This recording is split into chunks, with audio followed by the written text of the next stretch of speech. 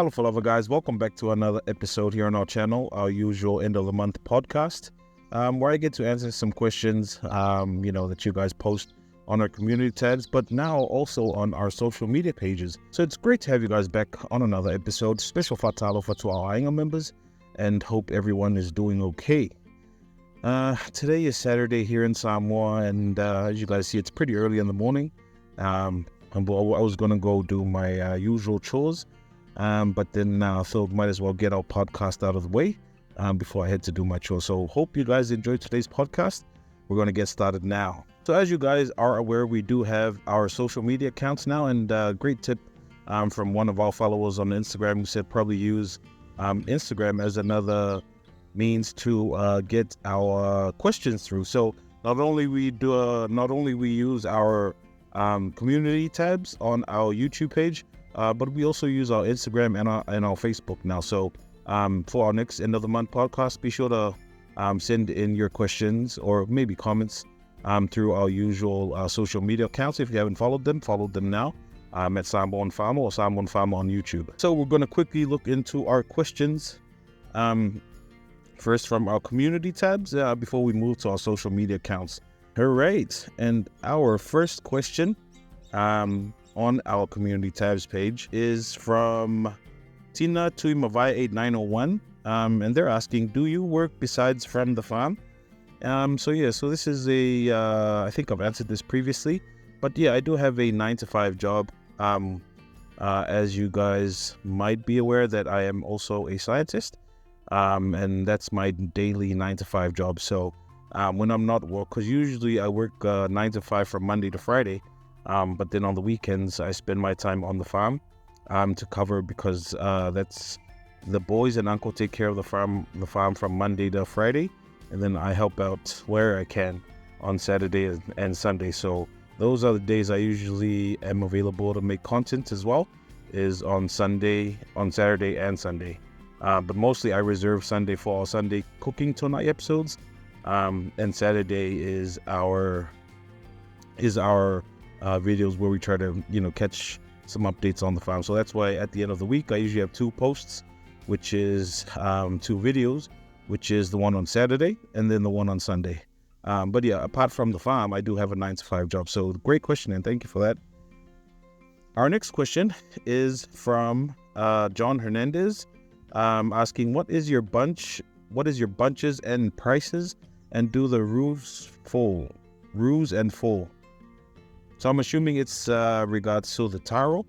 With the taro, when we do sell it locally, we try to keep it affordable. So previously we sold it around 6 to 8 taros for $30, 30 Samoan tala. But now that there's a flood of taro at the markets, the prices become competitive. So we're selling it now at $20, 20 Samoan tala for about 8 to 10 taros. But there are also some people who sell it for actually about even up to 15 tala for that same amount of taro. So prices do change when the market fluctuates, which is why we enjoy exporting taro now, because we do get a better price. And plus, we'd love to supply other countries as well. With regards to that, someone commented in one of our videos, if I can get the comment up there, asking if our taro comes to USA. At the moment, we're still trying to. That's one of our goals this year, to at least export, the same amount of taro we do to Pango to the United States of America. So that's what we're trying to do at the moment, is to get at least one export in to the United States. But then, there's quite a lot of restrictions, entry requirements, things such as biosecurity and quarantine, which is why it makes it a bit more difficult, which is why we haven't even bothered to export to New Zealand and Australia, is because of that biosecurity requirements. But, we're staying optimistic. So that's one thing we'd like to do this year, is actually export our taro all the way to the state. So hope you guys stay in touch and keep watching our channel, because you never know what might happen this year. We might even make it, but in the meantime, it's just Pango. So I appreciate the question. And please do comment below if I didn't answer it according to what you guys asked, because I would like to elaborate more if you guys do require. So let me know. Our next question is from Steel Curtain, who's asking, who do you think has the best quality of taro in the Polynesian islands from growth, texture, and taste-wise?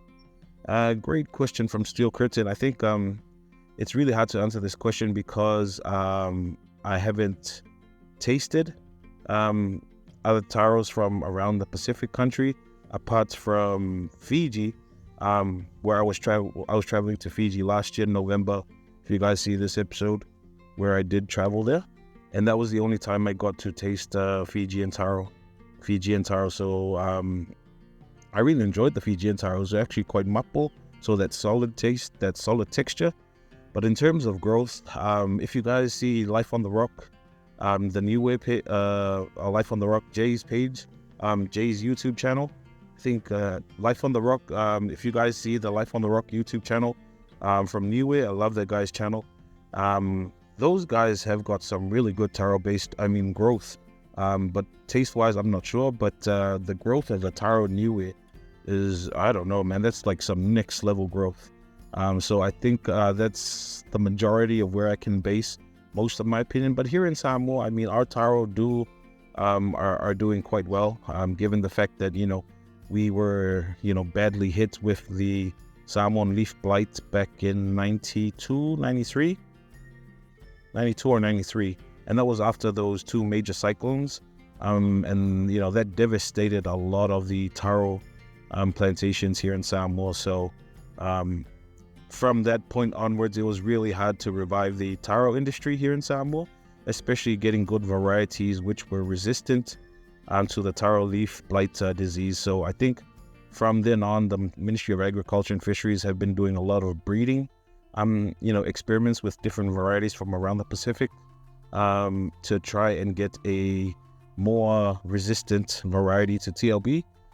So that's where most of these taros that's now available here in Samoa is now readily used for the farmers. So I think what I can say, based on our taro here in Samoa, one of my favorite taros is the actually Samoa Lua taro, which is the red one, and the Taro Vave variety. So those, and the cycle variety. So those three are possibly one of my favorites. Samoa Lua is that red one, and the reason why I choose that one is because of the texture and the taste. It's always mapo. You never go wrong with that taro. One downside of the Samoa Lua is that it has a really bad tendency to rot at the tips. So if you harvest late, it has a tendency to rot, and as a result, you can waste that entire taro. But no matter, you can never go wrong. Like 100% guaranteed, that taro is always mapo. Second to that one is Saiko, and I think now thinking about it, Saiko is more preferable than the Samoa Lua. The other reason why I enjoy Saiko is because it's always mapo, just the same as Samoa Lua. But the problem is, the Saiko variety. No, there's no problem with Saiko variety. I think so I think the Saiko variety is actually a lot more better than the Samoa Lua. That's based on my opinion alone. But other farmers have different preferences. But I think if I were to rank them, it would probably be Saiko variety, then Samoa Lua, which is that red one, and then the Taro Vave. Now the Taro Vave is a very interesting variety because it was one of those varieties that was born from the crossbreeding experiments that were carried out here in Samoa.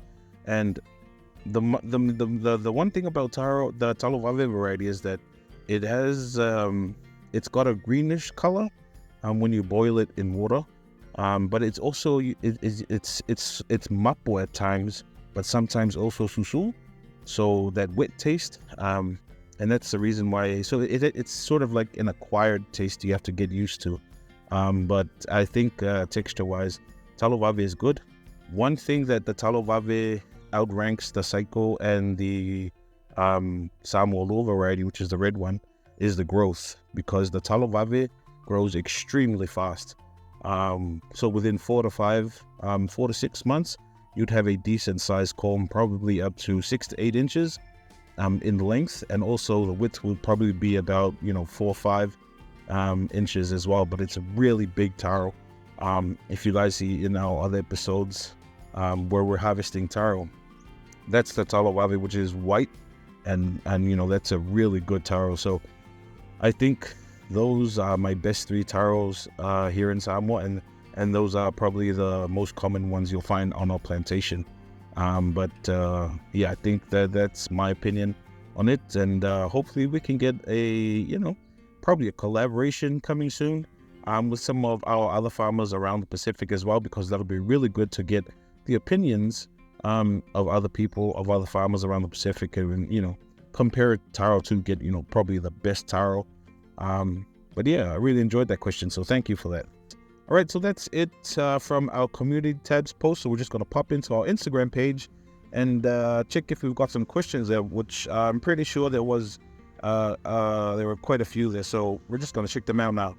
So on our social media accounts, particularly Instagram, we didn't get anything on Facebook, so we'll jump to Instagram here, and we've got a few questions here, probably about 8 questions from ZN_T. So thank you for that. Who also recommended trying using our Instagram pages for some of the end of the month podcast questions. So first question is, how is the cow problem? You previously mentioned in your previous podcast, you and Uncle brought it up at your last meeting with the other farmers, but no one wanted to take responsibility. What will you do if the cows keep coming and ruining crop? And what farmer rights do you have, if any, to eliminate this issue if no one's taking accountability? So at the moment, I did mention that before, and at the moment the problem still persists. We don't have any particular farmer rights at the moment, because obviously if we were to put down those cows because of they're trespassing onto our properties and also our crops and stuff, we would probably end up with some sort of case with the family for destroying property. So we it's a bit of a vice versa thing, because we destroyed their property, which is the cow, because they were on our property destroying our crops. So it's sort of a it's a bit of a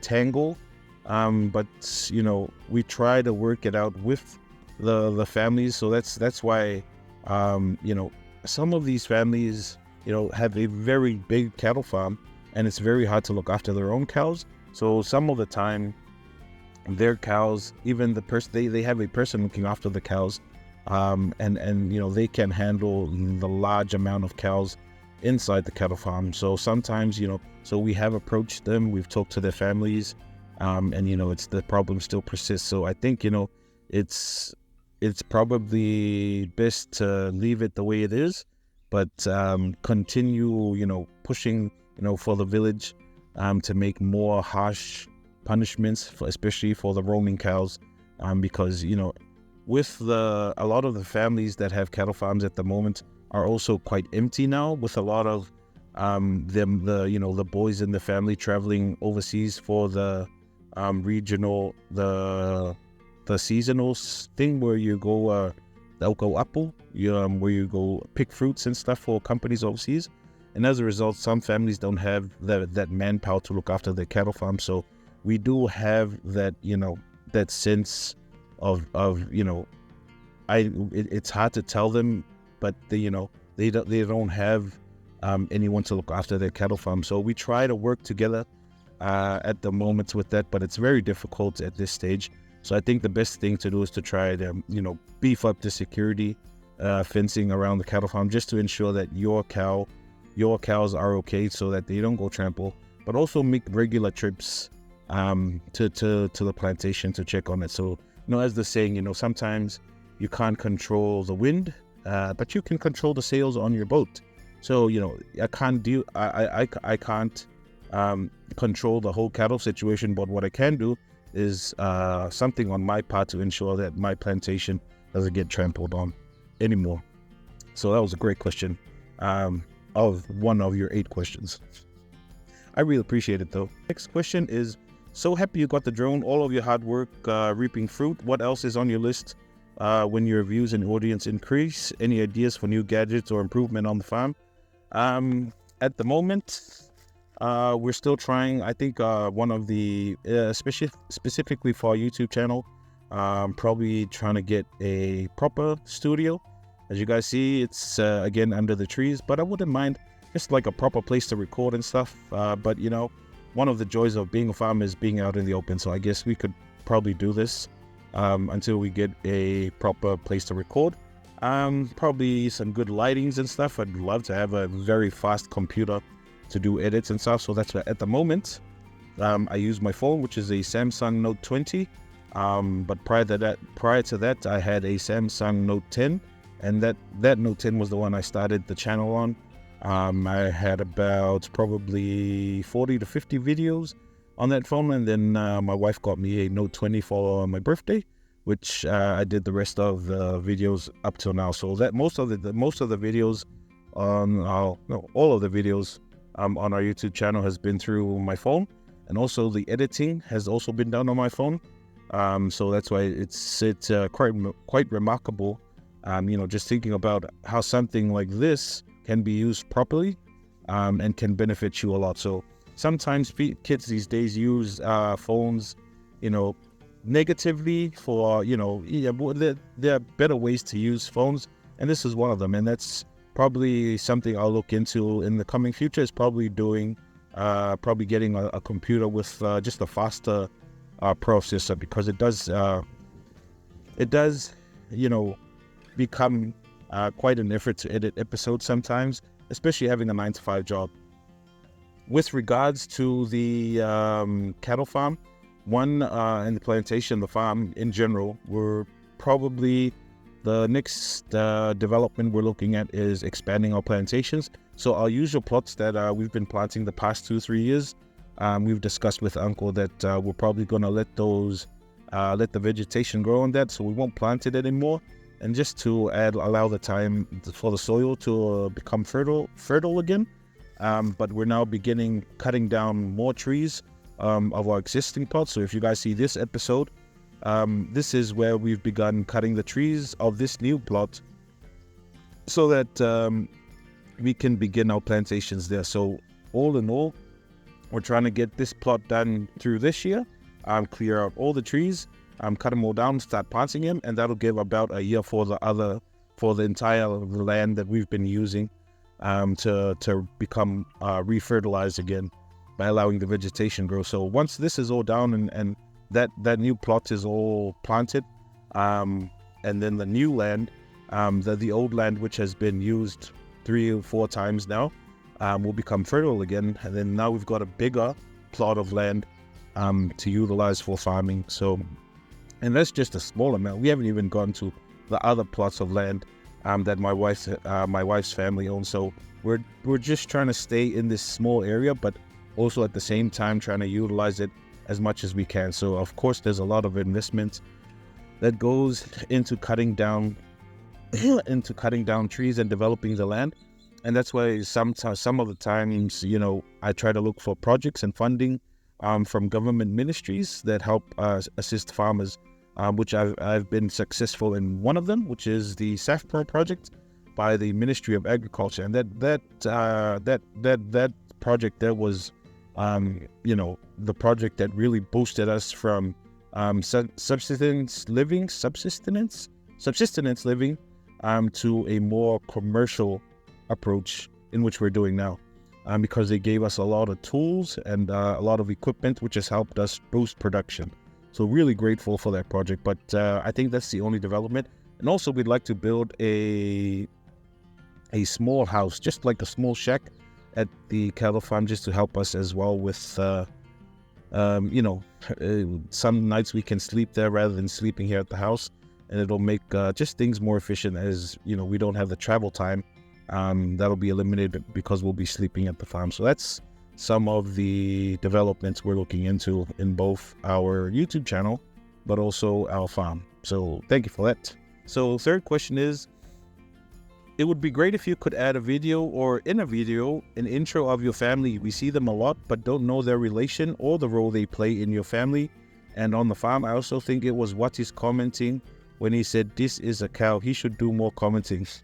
That's a great that's great recommendation and advice. And the reason why I don't include my family in some of the videos because they were pretty camera shy. I mean, even me doing this, if you guys watched my videos way in the beginning when I first started the channel, you hardly see my face in the camera, and that's because it took a lot of getting used to. So I think the entire family is on that same level.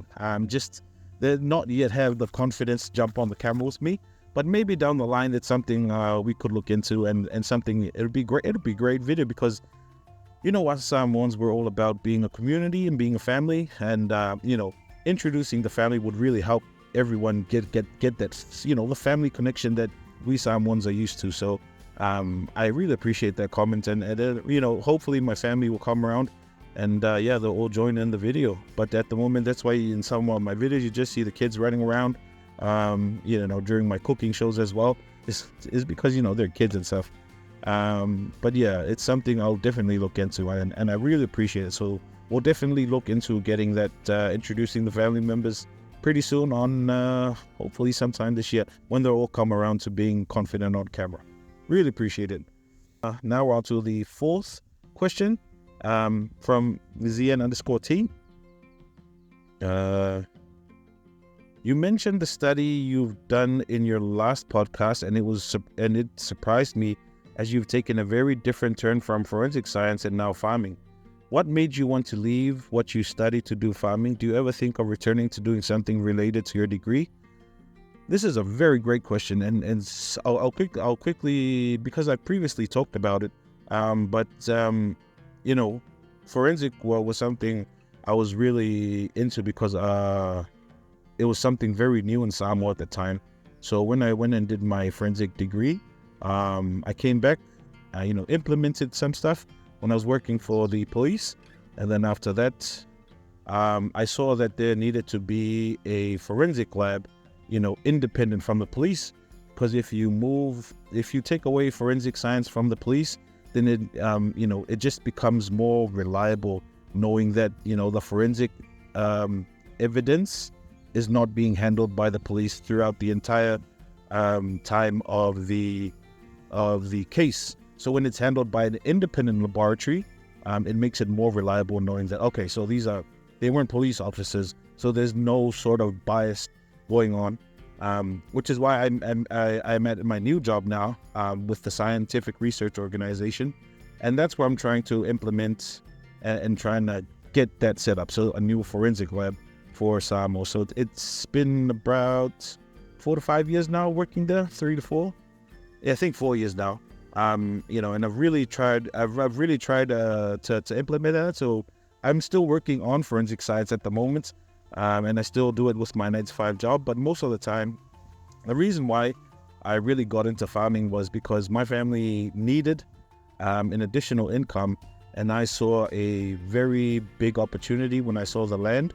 My wife's family's land, and I thought I might as well utilize it for something. So this has been probably 4 to 5 years in the making from the time. So I'll show you guys some photos of what the land actually looked like before I came. And that was just me and my wife thinking that, we're going to utilize the land as much as possible. And, this is where we're at. So, doing that has allowed me to not only learn more about farming, but has opened up a lot more opportunities to, make money apart from farming. So that's the main reason why I took up farming, was just to provide an additional income for my family. Because as my family was growing, I was only working a 9-to-5 job, and that 9-to-5 job couldn't sustain my family at the time. So me and my wife talked about, we've got other things to pay, such as car payments, mortgages, and then on top of that, our weekly expenses, and then you've got the and that's just me and my wife. We've also got the whole Samoan thing. We've got Laves. Every week there's a Lave, and then there's a whole bunch of things. So that 9-to-5 job couldn't sustain us, which is why I jumped to farming, because it was the only thing standing there for me to use. And I thought, might as well use the opportunity. And yeah, so, we're here now. And, it's really, like, I feel really blessed to be able to do what I do now. Because, it did take a lot of mental strain on me. But that's why I mentioned in my other podcast where I launched my Crave Growth brand, that, you can't do it without God. Having that spiritual assistance from God really, really helps, especially in times when you feel like, the mental strain is going to get the best of you. But yeah, that's I haven't lost touch with my forensic degree, but that's the reason why I still do farming, but also do a bit of the forensic thing as well. So any plans for the future? Probably not. I'm not even looking at a PhD at this point. With my family growing, I think my priority from this point onwards in my life is to look after my family and help my family grow. Help be there for the kids, be there for the wife, and that's it for me. Education is nothing. I'm not even planning to go pursue more academic education degrees. But yeah, great question. We are on to your fifth question. It's really, really grateful for the questions. These are a lot of questions. How long do you raise your cattle and pigs before you slaughter them? Before slaughtering? And how often are the pigs fed? The animals, you have so much land room, that's awesome to see. Have you thought of decreasing the land they roam so they have more space to plant? Have you thought of decreasing the land they roam so you have more space to plant more? So yeah, that's with regards to the cattle farm. It is quite a large amount. Specifically here in Samoa, we don't raise. Majority of the farms we don't raise the cattle to be slaughtered and sold for meat. Sometimes, majority of the times, family raise cattle for falavilaves. So yeah, that's the reason why some cattle farms, actually don't make it up to probably 3 or 4 years, because there are a lot of falavilaves and stuff, and as a result, cattle farms tend to suffer. But yeah, great question. We'll move on to the next question because the rain's about to come in. Recently visited Samoa, so great to see our homeland, but the roads so few and many narrow. Have the government thought of adding more roads to increase and fasten accessibility for the people to different places? Great question. The government does, roads are one of the biggest issues that are raised during parliamentary meetings, and that's something government always tries to push for, especially the member of parliaments from different villages, different districts as well, is to increase the amount of roads, but also better access roads, especially for things such as the Awalangalua, which is the road people use to access their lands, which is towards the inland area. So that's something that government always tries. But bad roads are something that's pretty common in the Pacific. And when you're trying to improve everything at the same time, sometimes some things suffer. So when you're trying to boost the tourism in the tourism sector and also the agriculture sector, build infrastructure, not only digital but more buildings and stuff.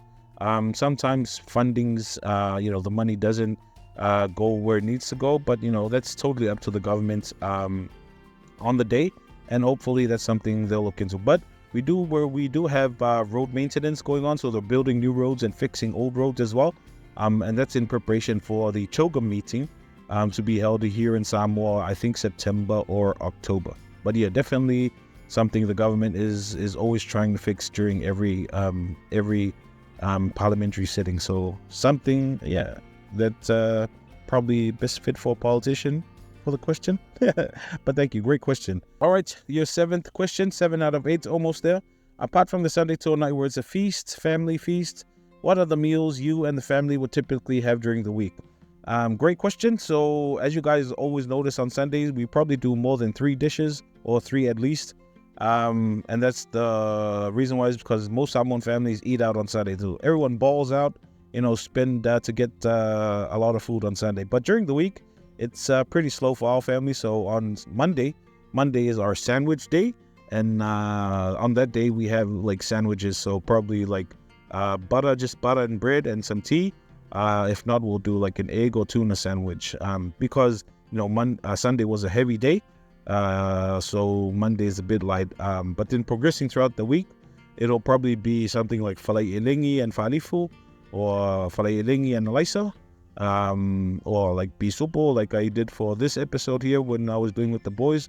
Bisupo and noodles, something simple. It'll just be one dish and taro or rice. But that's the usual thing we do have for a weekend. But great attention to detail with Sunday versus the week. And that's something I've been quite slack in trying to do, is getting our midweek cooking episodes. But hopefully we'll get it done in our upcoming few months coming up, is having that midweek cooking special. But yeah, that's what it looks like for us during the week. Great question.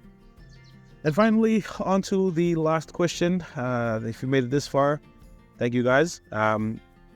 Our last question from ZN_T was, it was so interesting to see when you were doing bulk luau you put the coconut in ako and twisted it to get the milk. Never seen that before. Enjoy watching the island life and those innovative traditions of preparing food. In your podcast, you said after your Korean YouTuber visit that you contemplated doing tours on the farm. I think you should invest in it. So many touristy things to do in Samoa, but I think you'd benefit from having tours. People will see the authentic way people live off the land and learn so much. Love your videos. Keep uploading. Thank you, Samoanfarmer. Thank you for the last question. So tours has been something that's been on my mind for the past 8 months now. But the problem we've been having is that we're so busy with other things at the moment, especially with developing the land for the farm and stuff. There are no funds allocated to setting up the whole tour business thing. But it's something I'll definitely do. So I've already had like a whole package in mind. Comment down below if you'd buy this package. So what I've got set up for that package would be, I'll pick up whoever's wants a tour of the farm. We'll pick them up in the morning, and then we'll head to the farm, do a quick tour of the cattle farm and the plantation. After that, we'll have the boys prepare the omu at the cattle farm. So we'll harvest some taro, show you how to harvest taro, and then we'll come to the fale, which we're trying to build at the cattle farm. And then we'll do a quick umu there, and people can have a feed at that time, and also to have a taste of the local galon luau, or we'll have a fish or maybe a pua. We'll see how we go, but it all depends. And then after the whole day there, we'll drop them off to wherever they want, which will hopefully be back to the house. So that's something I'm trying to do at the moment. That's a package I've got in mind. Trying to price it being affordable, given that fuel is expensive. But we'll try and see how we price it. Probably, I don't know, $200-$300 for that tour specifically. That might seem a bit pricey, but again, just trying to balance it with the cost of living. So comment down below if you think that'd be a good thing, and we will get to it. So I've tasked my wife in trying to help set that up for me, because we don't know what things, if we need a touring operating license or something like that. But it's something I was really keen on doing when the borders opened after COVID, was doing that. But also because we've got a lot of ferries coming, a lot of cruise ships coming to Samoa. I could really utilize that, and then we can push that on our YouTube channel and also on our website once it's up. So that's something I'll definitely try to invest more time in. But I really appreciate the comment and the question. And you're absolutely right. It could be another good investment. But it's just we've been so busy trying to develop the farm. We just sometimes some opportunities they fall out because we're too invested into doing other things. But definitely something to look into. But yeah, and that brings us to the end of our questions. We're going to finish off with quick updates on the farm and what's going on, especially with our channel. And then we'll finish off our podcast, guys. Just a quick update on our farm, what's going on. So at the moment, as you guys remembered in the previous episode where I showed you guys, we're actually trying to cut down the rest of the plot, the new plot we're trying to plant. That'll probably take, 4 to 5 months because we're cutting and planting at the same time. So we want to get rid of all those trees, plant all of that, and during that maybe 4 to 5, we don't even know, it might be even 8 months. During that time, we'll let the rest of the land that we've been planting for 4 years fallow for a bit, and during that time, it'll help regenerate the nutrients in the soil. So that's what we're focusing on now. We're no longer going to be planting our usual plots, but we're going to try and clear this plot as soon as possible. If it takes this whole year, then that's a year of fallow. That's a fallow period of a whole year. So I think that'll be more beneficial for the soil while we work on the other side, on the other plots. And then by next year, we'll have a very large area to plant, and we'll just keep rotating in those plants as well. That's the update for the plantation for the cattle farm. We're looking to just limit slaughtering cows for Taro Vaves, but trying our best to grow the cattle farm. So our target number is 50 cows, and we want to get to that number by next year. The end of next year. So we're trying our best. Just recently, if you guys remember, one of our cows gave birth last week. Just this week on Wednesday, when we were doing the Taro episode, I didn't know that a cow had given birth until Thursday. So if you guys see the picture there, that's our new cow, and that was I think that calf was born probably Sunday night or Monday morning. So I'm gonna head to the farm today and double check if that's true, and because we've got the picture there, Pa'a sent it over. Pa'a is our usual guy that helps us on the farm, but Pa'a sent that over, so I'm just gonna go check on the new calf today after our podcast. And it brings our total amount of cows to 17 now, and that's the rate of growth that I want. So in order to have that exponential rate of growth, we have to have more females than males, which is why I'm trying to maintain that ratio of 20 to 1. So 20 females to 1 bull, and that'll grow the cattle farm really, really quick. So this year alone, we've had, I think, 3 or 4 new cows giving birth, which means that most of the adult female cows on the cattle farm at the moment are now fertile and giving birth, which means that next year it's going to be a lot of new cows. So I'm trying to get that 50 number right. If we can get 50 cows by the end of next year, man, I think we'd be in a good. That'll be a good baseline to begin commercialization on the cattle farm, and then we can look at some other developments. But that's the development going on at the farm at the moment. Uncle at the moment is in New Zealand, so Uncle left yesterday to travel back to New Zealand. I think he'll be there for about 2 to 3 weeks, not sure at the moment. So it's just me, my wife, and the boys here, and the kids as well. So we're just everything will be a little bit hectic in the next few weeks. As you guys know, we do have our usual Taro order export to American Samoa. So my wife and I are gonna have to juggle, our days working at our usual 9 to 5 jobs, but then also juggle the time we have to come back here and get the Taro order ready. Now that Uncle is in New Zealand, so that's something that's going to be a little bit hectic here at the farm, but also on our channel. But yeah, that's the bit of update going on our farm at the moment. But we'll head to the YouTube or our whole YouTube update. At the moment, our YouTube is progressing really well. We were hoping to get to 10,000 subs by July. So like and share our and comment on our episodes. Share it with your family and friends who enjoy Samoa, but more specifically Samoan farming, and a bit of cooking as well. Share it with the friends, guys. We plan to get 10,000 subs. We passed 9,000 subs just last week, so we're progressing really well. I'd like to get to 10,000 subs by July, because July is my birthday, so I'd like to have that as a very good present. But also, one of the things I'm targeting at the moment is the launch of our website,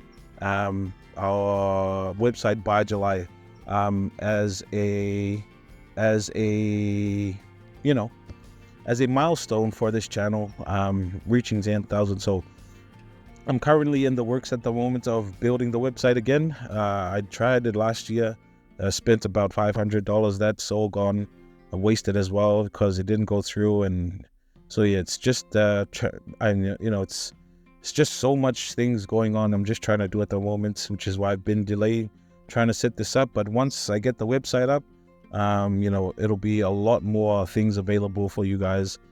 So I'd like to, do blog posts on there.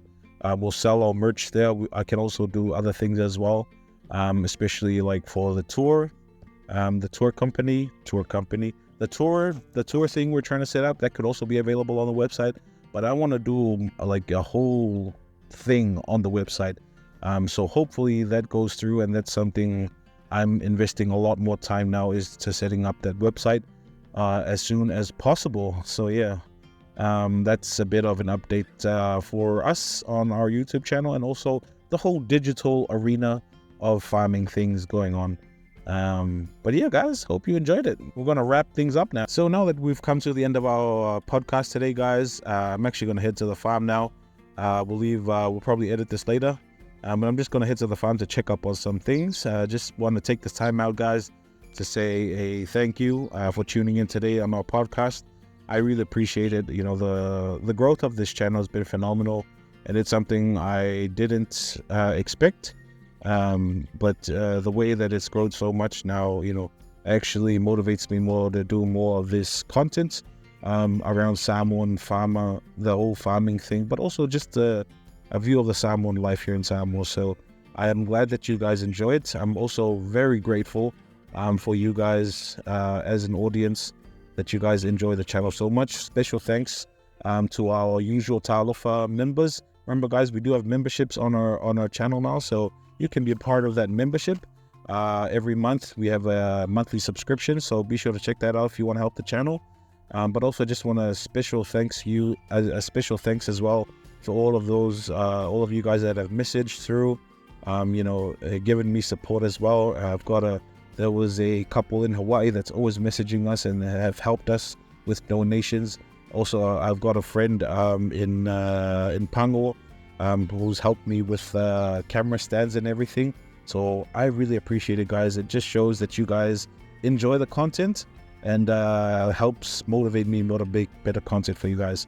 And everyone around the world who's enjoying our content, I just want to say thank you, guys.